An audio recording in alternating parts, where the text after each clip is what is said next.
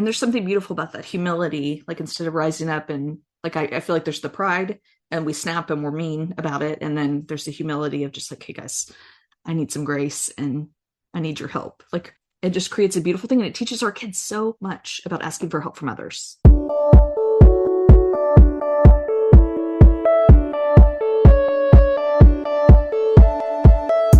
So you want to make an impact. You're thinking about starting a business, sharing your voice.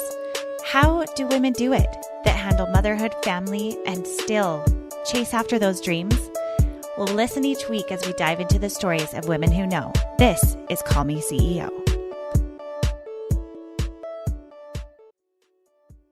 Hey everyone, this is Camille Walker, your host, and I am thrilled to have you here today because we are going to be talking about systems and creating a sense of peace in your life when there's chaos all around. You know, I have implemented some systems in my life and in my family, but sometimes I get lazy with them and I need a refresh or some different ideas to bring in calm. So I know you're going to learn some things today. Let's dive in. If there's anything that any of us can relate to in all of the ways, it is chaos in the home. We all have something going on in our lives, places where kids need to be, food that needs to be fed, and messes everywhere. And my guest today, Laura Hernandez, is the owner and developer of Mama Systems to help calm the chaos.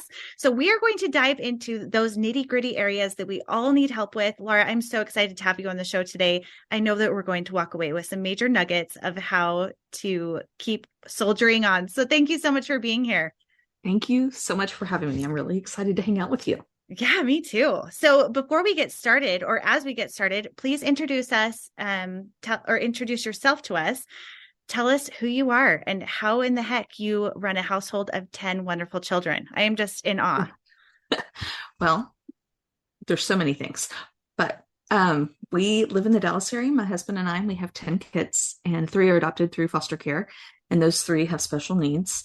And then 2 of our biological ones also have special needs. So we're kind of we have many experiences in this home, you know, and they're not always calm experiences, but the joy of putting systems in place is that you can kind of calm the chaos and you can bring it down so many notches because there's things that are not children's behaviors, but things that just need to get done on a daily basis. And if you have those things flowing smoothly, all the rest of the stuff is easier to deal with because all of the mundane stuff is already taken care of.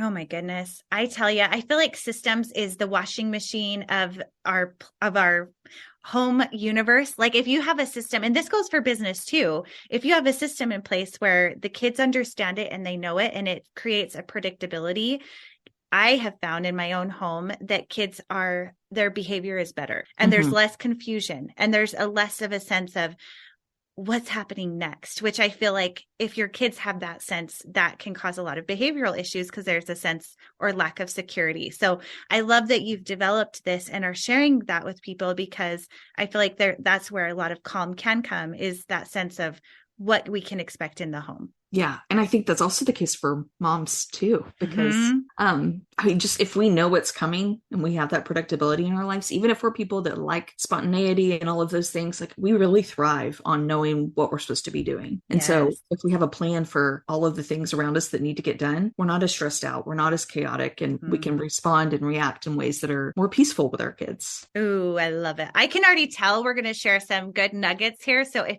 no matter what you're doing, please keep a little notebook or put notes in your phone as you're listening, because we are going to delve into some really good tips here. And so please tell us, what was it? I mean, as a kid, did you imagine someday I'm going to be a mom? Like that's something you wanted. Did you imagine yourself having 10 children? Like walk us through what happened. Like how did that happen with the 10? Yeah. So I've always wanted a lot of kids and it was like a ridiculous amount, like 25 or something crazy like that. Wow.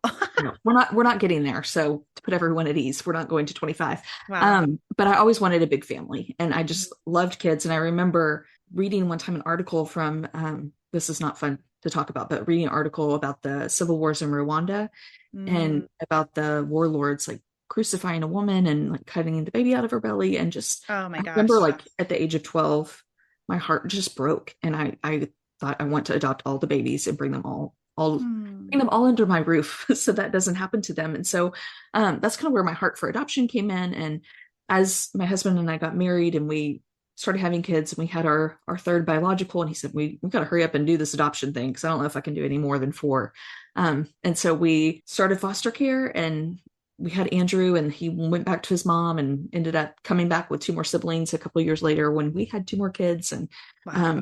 during that time, we went from having four kids to eight kids in a 6 month period, along with a cross country move, along with renovating this house and renting another house, and Mm. also another sibling in there for a hot minute of theirs for his first 2 months of life. He came to live with us. And so it was kind of chaotic. There was a lot going on. We had five little people that were four and under, all in diapers. And Oh my gosh. it was just a lot. We had people coming in and out of our home all the time, and just different caseworkers and therapists, and I mean, all these doctor's appointments. There's so many things that made our family so unique. And I read books and blogs and all the things trying to figure out, like, what in the world do I do? Because I felt so overwhelmed. I remember giving myself pep talks to get to the end of the day, just thinking, like, if I can just make it to bedtime and everybody's in their cribs, because all five of them were in cribs. So if I can just make it to bedtime, we will be good. Like, that's what I need in life, is bedtime. And I can remember thinking, like, I can't live this way. Like, I can't just live in survival mode. There's so many things I want to do as a mom and ways I want to show up as a mom that I'm not able to doing this. And so reading all the things, couldn't find anything that was fitting for our family, which is, I know, shocking to you. So I had to figure out something that would work for us. And so I created a process of really figuring out what's important to us, what really matters to us, and the rest of the things we're going to try to figure out systems for. Because I wanted to make sure that the things I really cared about were a priority in our life. Because at the time, you wouldn't know. I could say that something was the most important thing to me, but you wouldn't know it by how we're living, you know? So that process was able to let me bring systems to my home, and those systems brought peace to my home. And so I'd be sitting on the chair at night and have my feet up, and the house would be clean and kids would be in bed. And I mean, it felt magical, because it felt so counter what having a lot of kids should be like, right? Mm-hmm. And so finally I was like, I really think that I could do this for others too. And so I started helping friends, and just seeing, I have nothing other to call it than magic. I guess transformation, seeing the transformation of living like so chaotically and not knowing what is going on, to having peace and like really enjoying motherhood. Mm-hmm. It's just been such a blessing to me and to them. And so that's kind of where Mama Systems got started, and how our family came to really thrive as a family. That's wonderful. So what year was this that you created the system? And well, I guess I should say, when did you go from four to eight? And then, and when did you create the systems? Like, how many years ago was this? Yeah. So 2014 is when the year we moved back from Seattle to adopt. And then in 2015, we finalized adoption. And that was kind of when I was like, okay, we've got to figure out something. So 2015 is when we really started putting things into play. Okay, cool. So you've been doing this for a while and helping a lot of people. I love that. Thank you for doing that. And you have such a kind heart about you. I can just, looking at your face and the way you talk about your family and helping other people, you just have such a wonderful heart. So I'm curious, let's dive into this a little bit. Let's pretend that someone's coming to you for the first time. They're frazzled. They are feeling a sense of overwhelm. They just don't even know where to begin.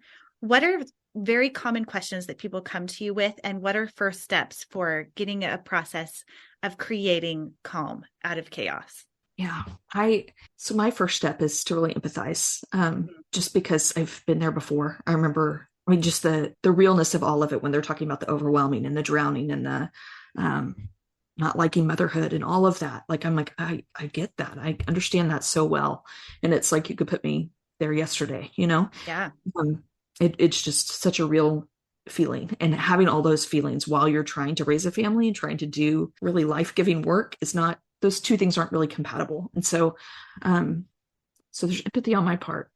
They're just like, I won't fix everything. They don't even know where to start. And so then my first step is to kind of dig down a little bit with that. And we really have to figure out what we're doing in our life. So my first goal for them is to assess all the things that they're doing, all the things that they want to be doing.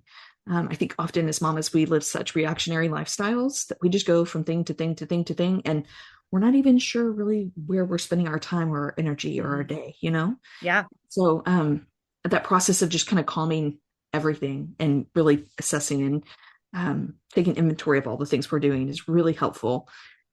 It's helpful for them to just open their eyes to it, but then it's also helpful for me to see, like, okay, this is this is kind of what you're dealing with here. And I think that most of it we don't even have to be dealing with. Like you're running your or spinning your wheels on this and you don't need to be doing that. And so our second step is then to figure out what is giving them life out of those things and what's draining them. And the things that are draining them is what we deal with first, because I think once we can even get a little bit of pressure off of that, we're just a little bit more freer. And then we can really think about prioritizing other things.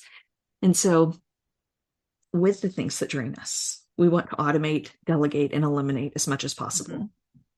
And so we start with eliminating, and we kind of go through relationships and people and stuff and all the things and figure out how we can make life a little less chaotic just by simply getting rid of some things. And not like getting rid of people, like killing them, just to clarify that, but just like putting boundaries around really draining relationships. Because I know that when we have those draining relationships, that's like all we think about. And so if we can kind of figure that out, that's a really good place to start. And then automating, and automation is like anything that just happens automatically. And so it could be like an automation of groceries being delivered, or it could be an automation of like a schedule that you fall on. And so every Wednesday you do this, and that's an automation that you've put in place to help you remember what needs to happen. And then delegating. I love delegating things out to other people. Mm-hmm. And I think that's really hard for moms to do. I think asking for help is really hard from other people. And then the lie that we are supposed to do it all and not give things to our kids is really easy to grab hold of in our culture.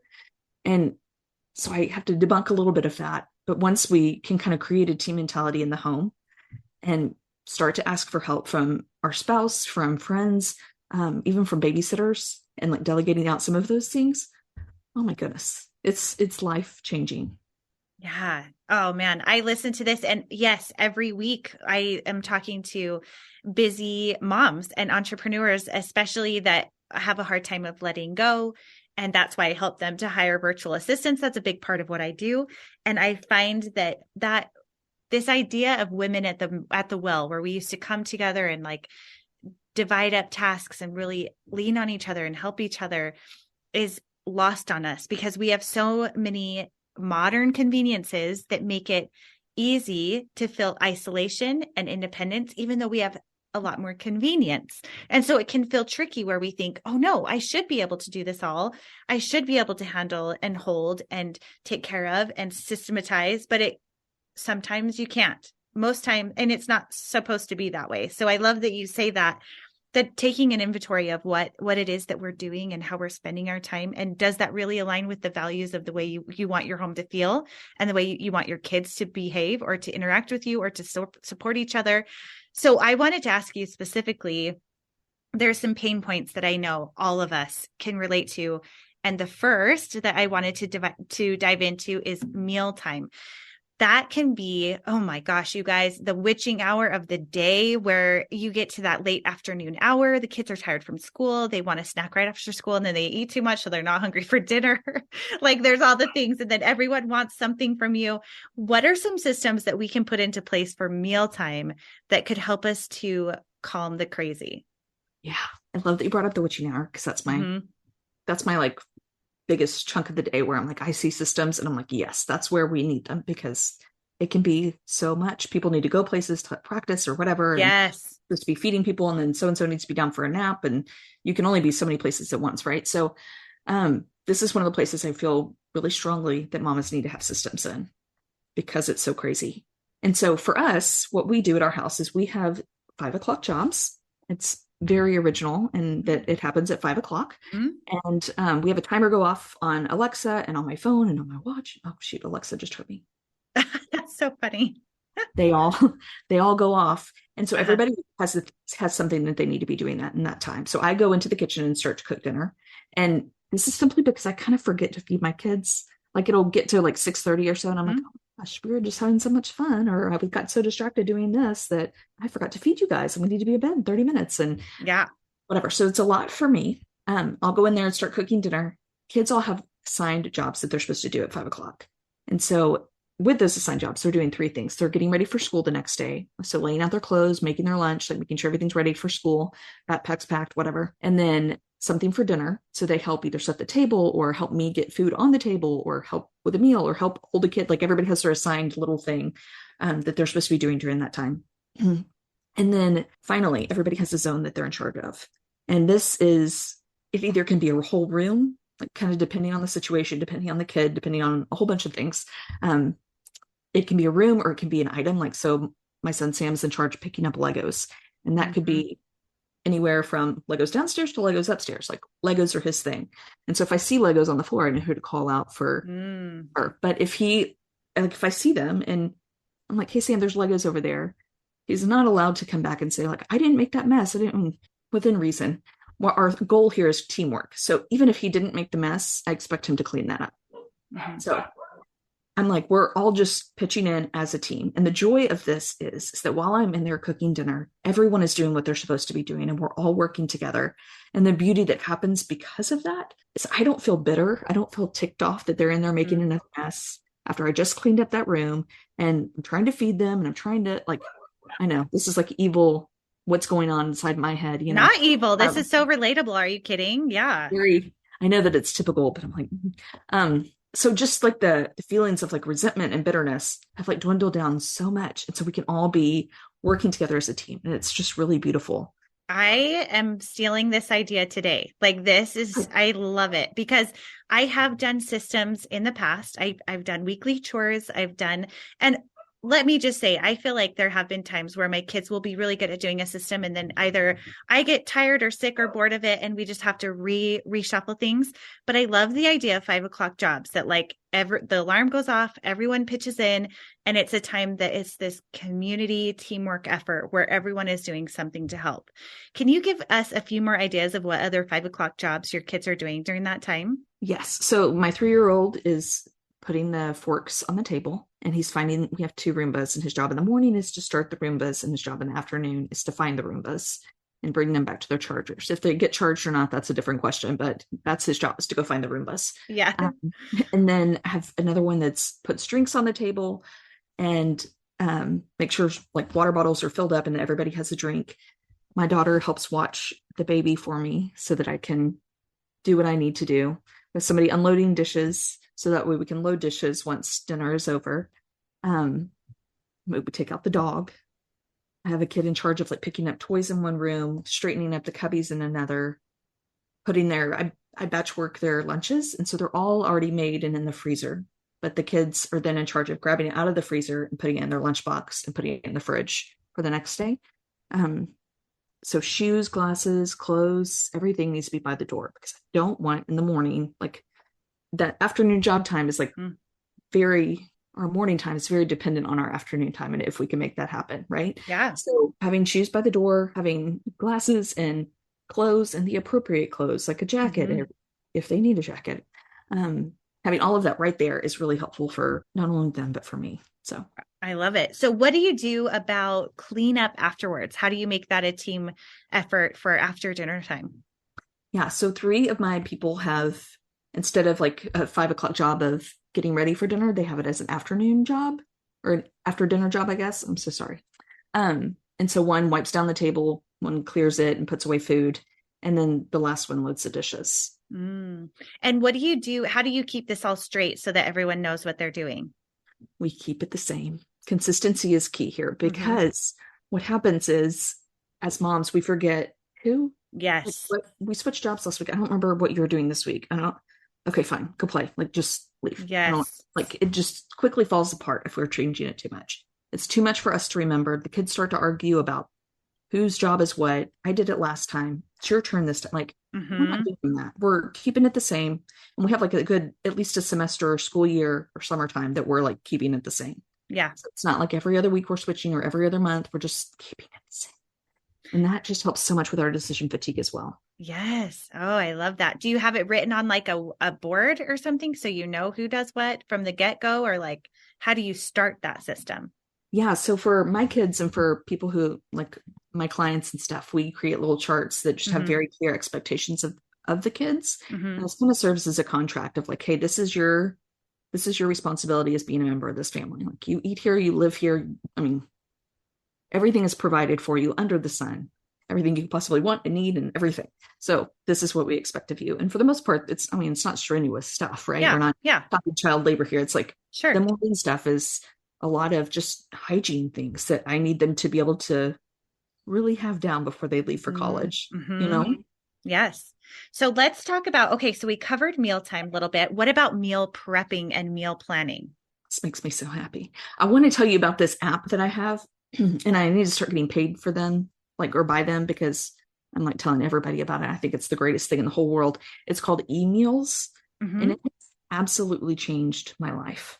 Like, it's amazing. So I used to do like theme meals. So I'd have like Tuesday is taco night, Monday is crock pot night, just kind of depending on our week and what I felt like we could do and like Yeah. get to people as quickly as possible, right? And I would kind of go through my arsenal of meals and it would just help narrow down, Mhm. gets rid of that decision fatigue, and I could meal plan from there. And that made life super easy. But what I love about emails is that it's this amazing app that hooks up with your grocery ordering app. So for us, that's Walmart. Mm-hmm. And I'll get on there and I'll have like 6 meals for me to choose from for the week. And I can pick which ones might look good to my kids, look good to me that I think my kids will like, I guess.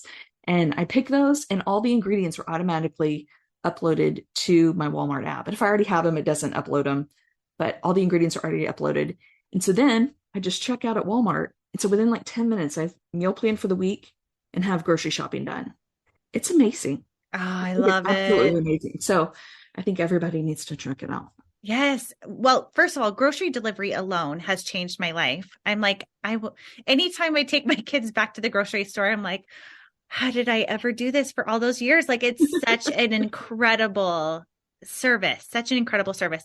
And Yes. I would love, I know about like digital meal planning, and there are many options out there, but I haven't been utilizing them. So I love that you're reminding me of that, because I think I do get tripped up in, well, I need to choose something that at least I know one of my kids is going to eat, and take turns like going through them and who will eat what.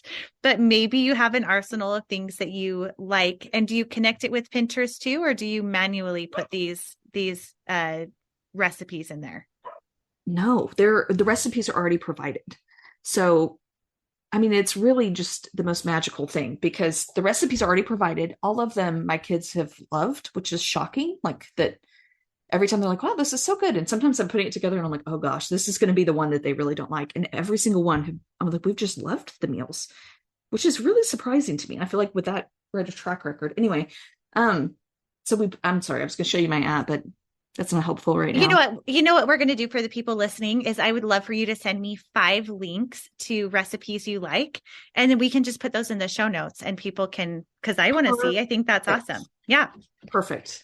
Okay, perfect. So we've gone through mealtime. We've talked about meal planning. Let's talk about family teamwork, getting chores done, getting things done around the house. Like, walk us through it. That is something that is a heartburn for all of us, I'm sure.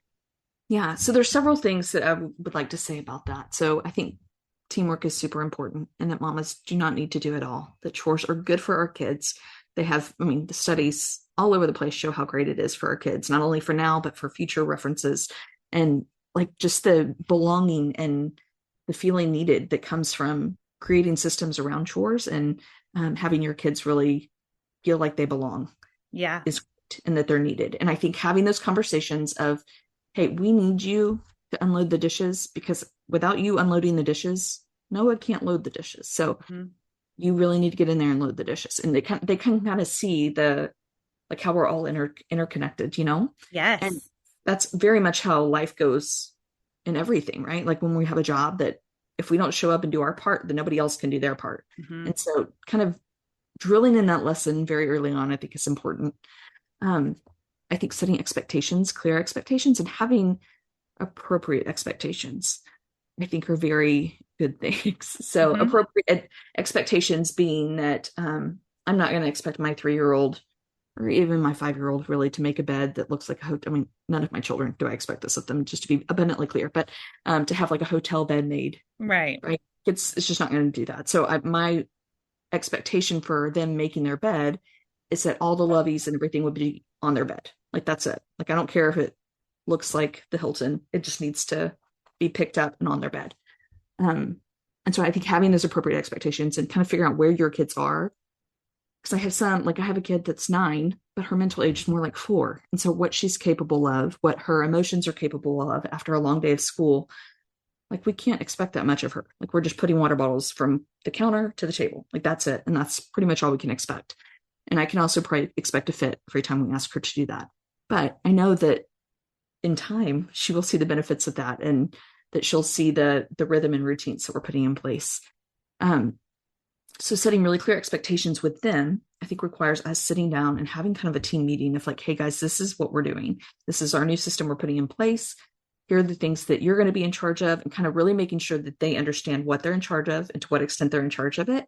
And I think this is also a really great time for us to be vulnerable as mamas, and just to communicate, hey guys, I love you like crazy, but I can't do it all. Like just the humanality of that and the vulnerability of that, I think, is a beautiful thing. Yes. Yeah. And so our kids can really step in, and not that we're relying on our kids for emotional anything, but just them seeing that vulnerability from us. Because what we do when we try to do it all is we're teaching our kids not to ask for help and to sacrifice everything for the good of the family. And in my opinion, that's not really a healthy way to approach life. I love that you talked about the vulnerability, because anytime that I have opened myself up, even in ways of parenting, of saying, hey, this is hard for us. Like being a teenager is hard, or being a 3-year-old is hard. And I'm doing my best right now. And I'm new to this just like you are, and I think especially in household tasks and cleaning and cooking and all of the things, that if we can be vulnerable, it just does, it's magic for our kids to hear that. Yeah. And there's something beautiful about that humility. Like instead of rising up and like, I feel like there's the pride and we snap and we're mean about it. And then there's the humility of just like, hey guys, I need some grace and I need your help. Like, yes, it just creates a beautiful thing. And it teaches our kids so much about asking for help from others. Oh, that's so beautiful. And what a lesson to be vulnerable and share, to say, I can't do it all. I need help. That's such a gift to our kids too, to feel like they can do that in return. Yeah. Yeah. So we're talking about jobs and who does what and how do you do this? What about bathing? Is that something that you work into your systems as well? It is. And I don't know what people are going to think of me after I tell you this, but with 10 children, we've kind of, we're not bathing every night. Like we have. Oh, neither do I. I have 4. Listen, it's not even good for kids' skin to bathe them every day. Okay. So exactly. Yeah. Perfect. Okay. I'm glad you have that tidbit of information there. Yeah. I said this once and people are like, oh my gosh, leave it. So we have shower night 3 nights a week for sure. And if they're sweaty and gross, then yes, they take a shower. But those 3 nights are kind of when we just pile people through and make sure everybody's clean. Because having that designated night helps me, like, not let any kids slip through the cracks in the bathing process, right? So they all go bathe on their own. But I have some boys that will do a really good job of just wetting their hair and who took a shower, I don't know if you have any of those, but yeah. So I think it just helps me with keeping track of everyone and their bath time routines and their bathing. Yeah. Do you take Saturdays on as like a big cleaning day for the family? Or I'm curious how you do that, if that's something that, because you're doing so much daily upkeep, what do the weekends look like? They're normally we try to either do service somewhere. Like I love going to pick up trash on the side of the road with my kids. Wow. That sounds really funny, I think, but I think it's just a great way to clean up our community and help them kind of see there's not a lot of things that a lot of my kids can do like in an actual service setting. And so this is something easy that we can all do together. We can all walk the road, and I mean, even my 3-year-old can go with us, and it's just not even a thing, right?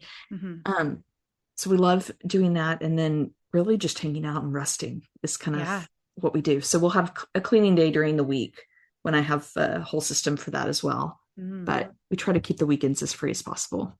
Oh, I like that. Yeah. Cause I know that for some families, it's Saturday mornings and then you go play, or for some, it's my sister-in-law does Mondays. Mondays is the day that everyone pitches in, and they just say, they know Mondays are cleaning days, recovering from the weekend. And I think that there's something really beautiful in that, like we said in the beginning, that if it's a system that works for your family and it's predictable, that it's just the way it is. You don't have as much back and forth of like, why are we doing this? Or this isn't fair, which can be a common thing that kids try to get away with, I feel like. So if your kids are now, I mean, my goodness, the ages of your kids, I'm not sure what they are now, but I'm curious if you have a system in play for technology, because that seems to be something I get asked about a lot as I've been doing a parenting blog now, parenting and family blog for over 10 years. That's a question that comes up a lot.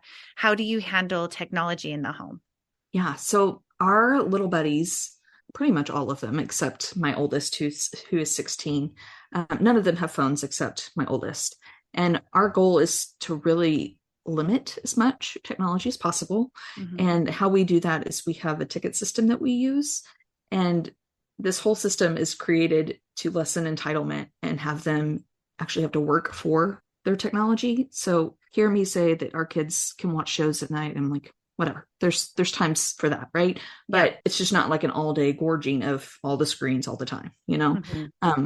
It's not a right for them to play Xbox. And so for us, they have to earn it. They have to have tickets for it. And it makes the whole process so easy because they can ask me to play Xbox and I can say, do you have tickets for that? No. Okay, well, then we're not playing Xbox. Like, it's just a very simple, they know the rules. This is what we're doing. You don't have tickets for it. You don't get to play. Mm-hmm.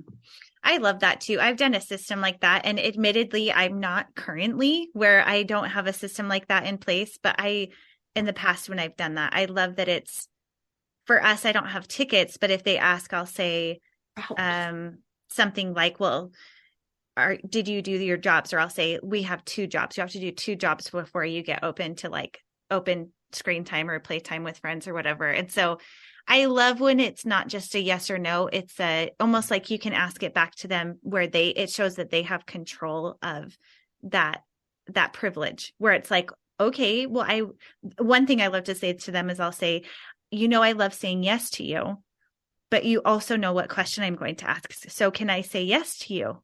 And it kind of flips back on them and they're like, oh, well, no, but I really want it, or whatever the thing is. And I think that can be really annoying for them at times, but also it builds a sense of responsibility and ownership of that privilege of like, oh, I guess if I really want that thing, I have to do the thing that she said that I know I needed to do in the first place. And it creates a sense of ownership, which I think is really beautiful, especially in the time of quick gratification that kids have these days, where at a swipe of a finger, they can be entertained for hours, So I think that that's something as parents now for our generation, we've been given the challenge and the hurdle of overcoming that quick gratification, where in many circumstances, it can be so easy for us to want to lean on that, where sometimes it is more work to put the system in place. But once they're in place, the return is so great. Yeah, I couldn't agree more. And I have a very techie husband, so he's put a lot of those things in place for me, like where there's limits on things and there's limits on like what they can do, when they can do it. Yeah. So pretty much anytime they want time on their tablet, they have to come ask us. We can't, which is so annoying. Like I'm with you 1,000,000% that that's so annoying to have them have to ask every time and then pull out my app and give them time. But I think it's a must. Like I think that for our kids' safety and well-being and exposure to things is so important. And oh my gosh, we're in charge of protecting them from that. And so it's definitely a must. Yeah, I completely agree. And it's interesting as the conversation has changed with, say, my 6-year-old to now my nearly 15-year-old, where there are certain challenges of not only overcoming that unsatiated need for constant entertainment, but also practicing using imagination. And if they say, well, I'm so bored or there's nothing for me to do, I'll say, well, whoops, that shows me that I've been lazy. I haven't let you flex your imagination muscles and they're kind of weak right now. And I'll say that where I'm like, well, that's okay to feel that way, but it looks like you're just out of practice. So we just need to get comfortable with being uncomfortable till you get strong with your imagination again. And they're like, oh my gosh, Mom. I love it. Yeah. We do all the technology stuff too. Anytime that our kids want extra time on any app or Xbox or the Switch or whatever, it's a request and receive situation, which again can take effort to set up, but it is so worth it. And I'm so grateful for those mechanisms that we have now to put those in place. Yeah, absolutely. Well, this has been amazing. I feel so richly fed by you. And my goodness, I'm sure there are so many people who are like, give me these systems right now. Tell everyone where they can find you and connect with you more. Yeah, mamasystems.net is my website, and at Mama Systems on Instagram and Facebook. Very cool. Well, my friend, this has been so wonderful to talk with you. Thank you so much for sharing your time and squeezing us into your day. We had this scheduled before, and can you imagine, her entire family got COVID, and we know that like derails everything. So thank you for rescheduling, and I've just really enjoyed learning from you today. It's been so fun. Thank you for having me. You're welcome. Oh my gosh, I loved that episode so much. Thank you, Laura, for being a guest on our show. And she has a free guide for us called the Self-Care Guide. It is linked in the show notes below. It is a free way for you to check in with yourself and make sure that you are taking care of you so that you can run all of these amazing systems and help take care of your family. Also, if you are running a business, make sure to reach out to me because I can help you with hiring a virtual assistant. If you are feeling overwhelmed, that is what I help you come in with, is creating a team and a sense of systems within your business so that you can grow. Also, if you've enjoyed this podcast episode, please share it with a friend. Any social share or link or comment or review rating helps this podcast so much. And it means so much to me, to the bottom of my heart. So thank you for being here today. And I look forward to seeing you next week. Hey CEOs, thank you so much for spending your time with me. If you found this episode inspiring or helpful, please let me know in a comment and a 5-star review. You could have the chance of being a featured review on an upcoming episode. Continue the conversation on Instagram at Call Me CEO Podcast. And remember, you are the boss.